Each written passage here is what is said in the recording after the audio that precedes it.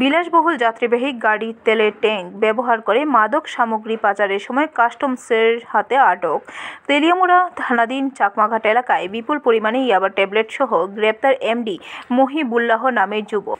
আটক করা হয় TR-06250R2378C নম্বরের একটি যাত্রীবাহী বুলেরো গাড়ি। সূত্রের খবর, আসাম আগরতলা জাতীয় সড়ক ধরে TR-625TR2378C নম্বরের একটি বুলেরো গাড়ি তেলের ট্যাঙ্কের ভেতরে গোপন চেম্বার বানিয়ে 3 কেজি ইয়াবা মাদক ট্যাবলেট ধর্মনগর থেকে সোনামুড়া সীমান্ত সংলগ্ন এলাকায় পাচার করার সময় গোপন সংবাদের ভিত্তিতে কাস্টমস তেলিয়ামুড়া সিপিএফের আধিকারিকদের হাতে আটক হয় চাকমাঘাট এলাকায়। সেই সঙ্গে এই পাচার কাজে যুক্ত গাড়িটির চালক বক্সনগরের বাসিন্দা এমডি মহিবুল্লাহকেও আটক করে কাস্টমস আধিকারিকরা।